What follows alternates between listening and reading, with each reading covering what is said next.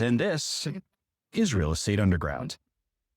Greetings and salutations, Real Estate Undergrounders. It is Ed Mathews with the Real Estate Underground. Thank you so much for making us a part of your day. With me today is Carl Christian of the Nice Agent Company, as well as Nice Property Management. We're going to talk about all of it above, based down in Florida. He's in Pembroke Pines, which is actually one of my favorite places on earth. Carl, welcome to the show. Thank you so much for joining us today. It's a pleasure to meet you. Ed, thank you for having me. It is a pleasure as well.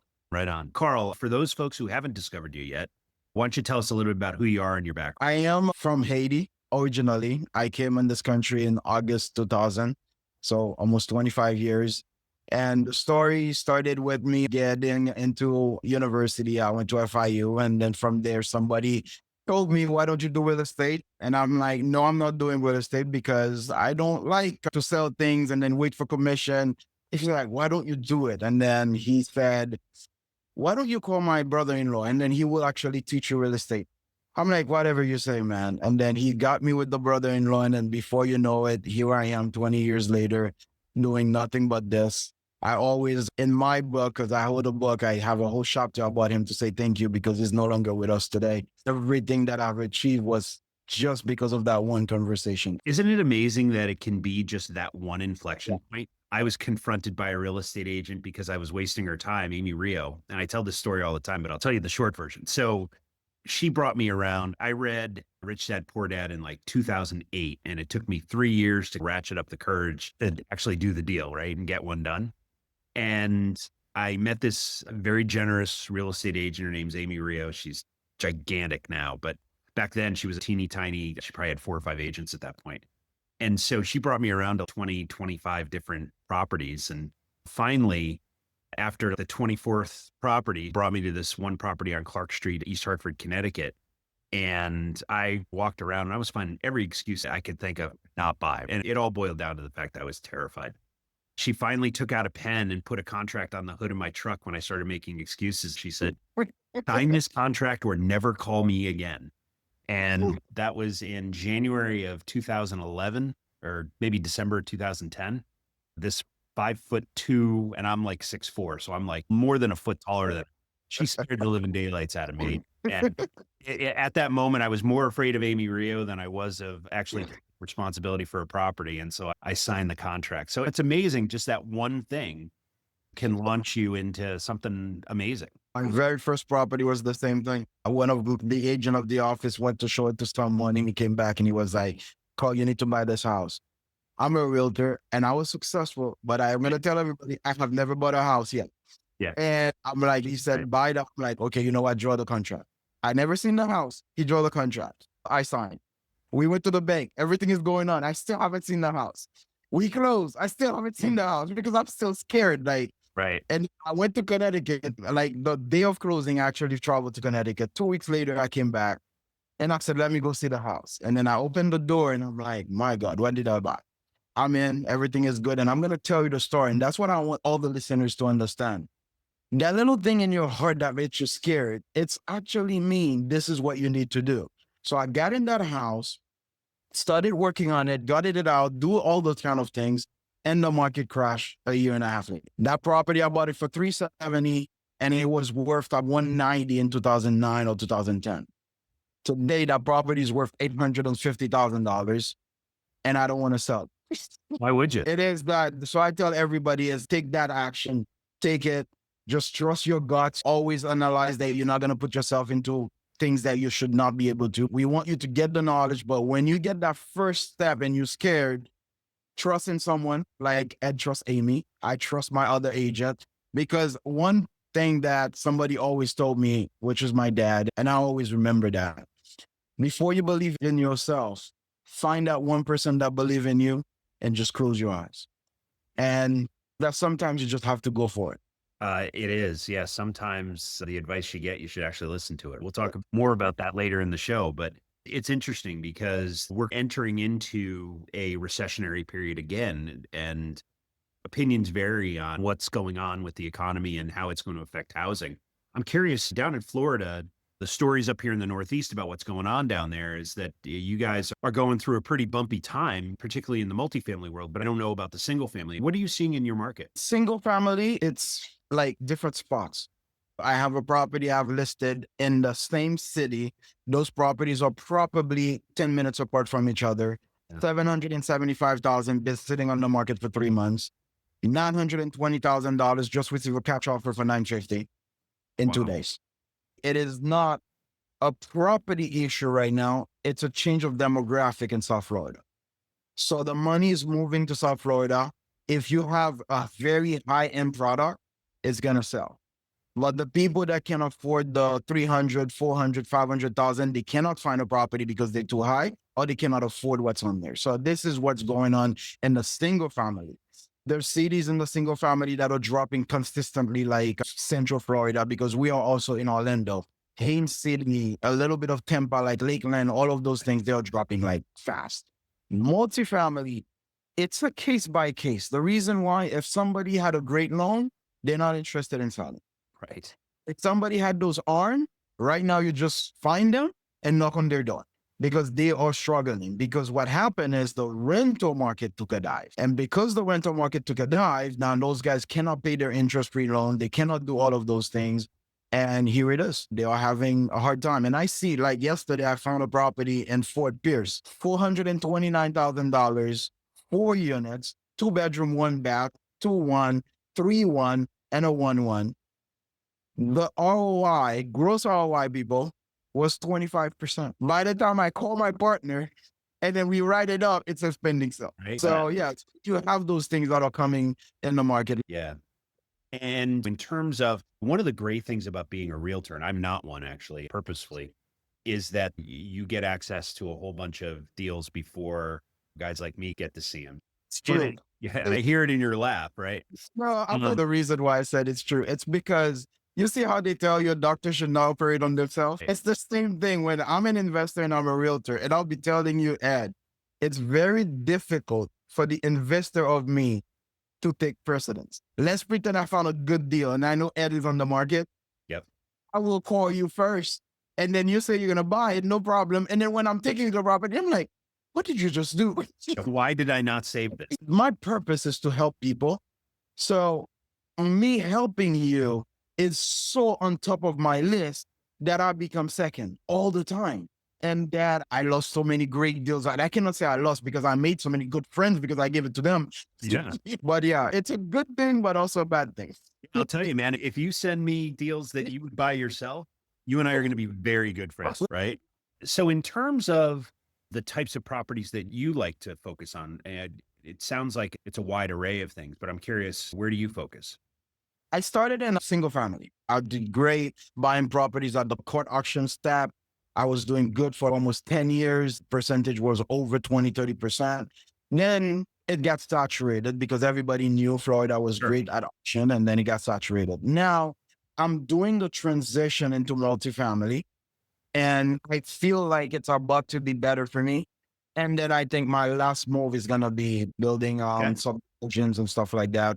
So I think my plan is getting a few 5 units, 10 units in my portfolio, and then I'm gonna go to building a subdivision and then resell. Yeah, a good friend of mine, Dave DeVito, he was telling me about his old boss at Keller Williams. Gary Keller was walking around in a t-shirt at least 2 or 3 years ago that said buy dirt, right? And I Yeah. took that as the cue. Okay, so Keller probably knows what he's talking about.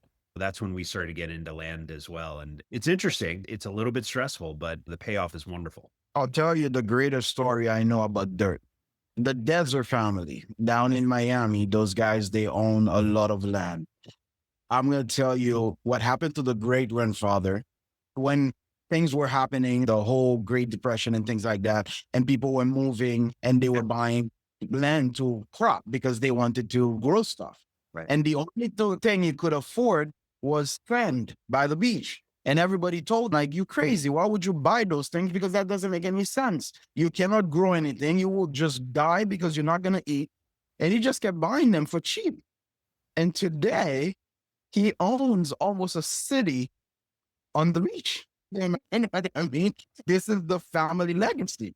So yeah, you buy dirt, man. Yeah. I do.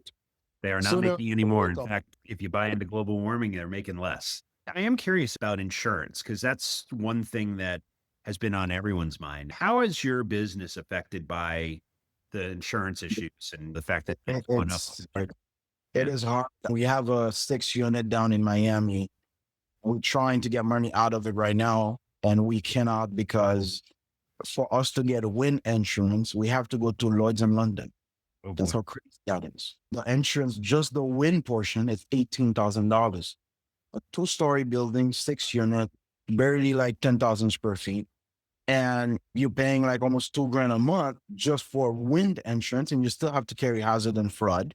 So at the end of the day, almost 2 units are paying just for insurance. Doesn't make sense. So yeah, we are struggling a little bit, but on the single family side, I see it like moderating a little bit. Before it was crazy, but now it's getting back to a little bit of normal because everybody's doing their roof, everybody's doing their windows and stuff. But on the multifamily, it's hard, man. If you're buying 2, 3 stories building, you're in trouble. 18,000 just for Yep. wind. Yeah, $2,000 on a 6 unit. That's your cap. My advice to everybody is stomach the pain. We've been there. I don't know if it's because I survived 2008. Stomach the pain. Sooner or later, something great will happen. It's just the way it is. I'll tell you my personal story. For the past 2 weeks, things have been going crazy. I have a property that the city have a lien on. We're trying to fight the city. All of my money is in that property. And now I don't know what to do. I'm stressed. And then yesterday, some other agents create something bad. And then I'm like, everything is going crazy. And one of my friends told me, like, oh, it's because things are about to come up. And I'm like, yeah, I'm just tired, man. This is insane. And boom, this morning I woke up, the city approved the lien amnesty, the agent situation got resolved. But stomach the pain. This is where you lean on your friends, you lean on good people like Ed, call people, send in emails, text messages. I cannot say we, but there's a lot of people that's been through what you're going through or been through worse. Yeah, for sure. Is that the people around you, especially people that have been like, I liken real estate investing to reading a book. You're a few chapters ahead of me. I'm a few chapters ahead of somebody else, but we're all reading the same book, right? I rely heavily on people who've been doing this, who are A, smarter than me, and B, have been doing it longer to go, okay, this is the problem I have. Have you seen this before? And do I survive this? And invariably they say, yeah, this too shall pass, and take a breath, and you need some capital. So we'll figure that out. But other than that, it's going to be okay. A lot of people survived 2008. A lot of people survived 1991. A lot of people survived 88, and so on and so forth. And the things that, and it's a colloquialism, but it's true. And that is, the best time to buy real estate was 10 years ago, but the best time is right now. When people are scared and they start running, that is when investors make a lot of money. And so you just have to be a little bit pragmatic, and you have to be disciplined. If you find the right assets and you have a long-term view, you can weather just about everything. Definitely. Okay, let's get into the lightning round. I'm always curious about leaders and how their minds work and all that from a purpose perspective. Obviously, Carl, you're a very successful professional in the real estate world, and I'm sure the mortgage is paid and the bills are paid and the kids' college and school is paid for and all that, but you still get up in the morning on Monday. I'm curious about what drives you. What's your purpose? I have a saying that if I go across somebody's life, even if that person have to leave me, they have to leave with more than they came in with. So every morning I wake up is, who can I impact today? Yeah. And I try my hardest, man, to do that, help someone, find someone that needs something that I can deliver. It is a very hard job for anybody that is in that mindset, because they know sometimes you get slapped around because of it. But I'll be honest with you, I'll tell you why I do what I do. And I'm going to play something that just happened this morning, actually. And I think people would understand what it means. Like, if somebody can hear this. Good morning. Good morning. And so happy. I thank you very much for everything. I thank the Lord Jesus for putting this amazing idea in your head for me, for my family. I thank you. God bless you and your work. So this property that we had, we were going to flip. And that lady happened to be one of my agents. She never bought a property in her life. She doesn't make any money. She's not doing really good. And I said, you know what? This is all yours. Do it. And this morning, finally, she got approved for the mortgage. Everything is good. And this is what I wake up for every single. That's amazing. And congratulations on your success in helping people. Obviously, your parents brought you up right. I'm always curious about mentors, whether they be your parents or just people that you met in your travels. So I'm curious about the best advice you ever got and who gave it to you. Believe it or not, everybody is a mentor for me. From the people that brought me up, my dad, my mom, brother, sister, my first broker, Brad Capuzzo. But the best advice I got was doing one of my podcasts. I was interviewing somebody, and then his name is James, and then he said, Carl, I tried every day to be the person that I needed 20 years ago. Good. That is like, that one hit. Yeah. And just close your eyes and think 20 years ago what you knew and the person that you were looking for, and that person did not show up. There's somebody right now in that same position, just be that person for them. And now you're thinking like, man, if I had met this guy 20 years ago and this guy could help me buy a house, where would I be today? Right. And that's the advice that I got, and it was from him. Wow. That's profound. That's really good. Okay. I'm going to take that one as well and use it. But let's move on, because that is fantastic. So I think we learn from our mistakes even more than we do from our successes. And so I'm curious about professionally, what's the biggest mistake? What's a decision you'd love to have back? And how did you fix it? How'd you recover? I bought a piece of property because I have a saying in my life: excitement kills deals. Never do anything while you're excited, because being excited is like being angry or being in love. You don't know what you're doing. So true. And got excited at a piece of land that was 3.5 acres in the city of Fort Pierce. And I pulled the trigger on it. Paid for the architect. I paid for everything, to find out after spending so much money that the city does not allow any subdivision under 5 acres. That was one of the biggest mistakes, because I overpaid for the property. I paid for all of the plans and all of those stuff. And how did I recover from it is I took the emotion out. I knew it was time to get out of it. And with the guy that came to buy it, I told him, like, look, instead of you giving me the whole money up front, why don't I finance half of it and you can go buy something else? And he happened to agree. Okay. Yeah, that's smart. I'm also curious about how you sharpen the saw, so to speak. What book is on your nightstand or your virtual nightstand, whether it be an iPhone, Android, whatever? And what authors or creators are you paying attention to? I read a lot, but right now I cannot remember the name of the author. It's called Raging Referrals. It's basically this guy is teaching you a system that he created. We do it, but we didn't build a system out of it, which is the 3-2-1-1 system. If you wake up every morning and you touch base with 3 people that you know every single morning, talk about your business, about their life. And if you wake up every morning and you try to put 2 new people into your database, whether it's the guy when you're pumping gas and you ask him how you're doing and get his phone number and email, or whoever it is. If you wake up every morning and you try to refer one person to a friend of yours or a business, and you do not go to bed without getting one referral from someone every day of your life. And then when I'm reading the book, I'm still reading it and I'm doing the math in my head, Ed. Imagine you talk to 3 people every day and you do this for 300 days. That's 900. Imagine that you refer one person to a business every day, you do it for 300. That's 300 referrals you give away. You know, the amount of blessing that you will get back, it's just, it's speechless. Like, you cannot even put a price on it. Oh, that's excellent. I just looked it up. It's Brandon Barnum. It's like the old Zig Ziglar quote. If you help enough people get where they want to go, they too, in turn, will help you get where you want to go. Yep. And obviously, man, you've built one heck of a business, and congratulations for that. Okay. I'm curious about what success means to you. Like, how do you define it in your life? People. My business partner right now on the tax side, because we own the nice tax company as well. She used to be an employee of mine. Now she's family. She owned the business. The nice property management is being run by my wife. I just actually partnered with someone else for the first time. I sold a part of it. Alicia is amazing. She's going to take this business to a whole different level. The nice construction management, it is a high school mate of mine that is running it. And the nice agent is a high school mate of mine also that is the office manager. So for me, success is how many people can I bring on with me for the journey, just the way I am. Wow, that's great. And the thing is, though, it is generous, but it's also smart, right?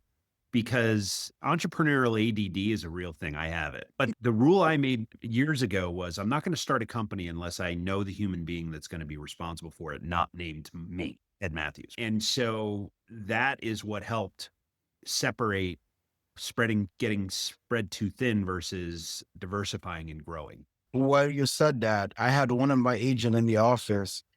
She's trying to do everything. So I'm telling her, no, you cannot. Just focus on real estate and do. And then she turned it on me. She was like, what about you? You own all of those businesses. Yeah. And I'm like, this is the thing that I want you to understand. When was the last time you called me and say, Carl, can I talk to you? And I said, no, I'm busy doing taxes. The property management, I have no idea where the doors are.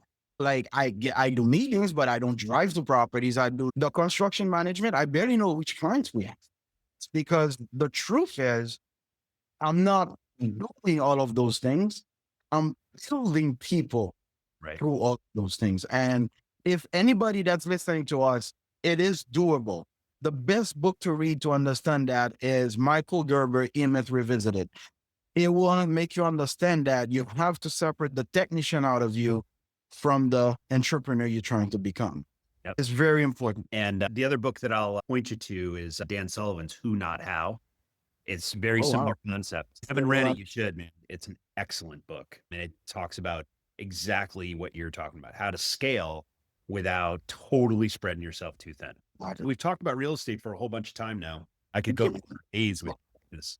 You're a wealth of information, and thank you for that on behalf of our audience. But when you're not talking about real estate, what do you like to do? What's fun? I'm addicted. I'll use the word. I'm addicted. I'm a golfer, man. I love golf, and then that's what I do. But to be honest, it's all about family. I built a loving foundation around me, very close circle. And my daughter, every Sunday we go out, we go to different cafes so we can have breakfast.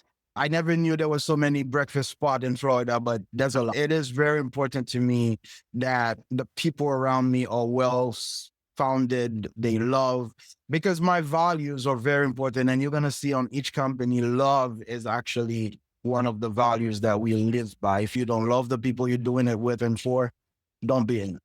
Yeah, and you live in the right part of the world. So the reason I know Pembroke Pines is because of Pembroke Lakes Golf Course. And I love to go there. my buddy and I used to go there at least once a year. All right, man, that's awesome. If people want to learn more about you or your companies, what's the best way to get in touch? If you want to know about me, you can always go on Amazon and buy my book. This is the first 40 years of my life, The Nice Life of Carl Christian. That would give you the deep personal part of me. If you want to know about my business, it's easy to find me, theniceagent.com. I'm on all social media, and I want everybody that is listening, I'm here for you. Doesn't mean you have to call me because you want to buy a property. You want to have an advice. You want me to tell you how to do something. I'm a coach by heart. I will always give my information to you. So please do not hesitate. You can Google The Nice Agent Pembroke Pines or The Nice Agent Carl Christian, and you see everything about. Awesome. Carl Christian, congratulations on your business and the fact that you're better at life than most of the people I've ever met, and continued good fortune, my friend. It's been a pleasure to speak with you. It's been a pleasure. I love the podcast, man. I enjoy what you're doing. So please keep doing it, and may God bless you to keep going. Thank you. This has been the Real Estate Underground podcast. Thank you so much for listening. Don't forget to rate, review, and subscribe. It helps us grow. Until next time, happy investing.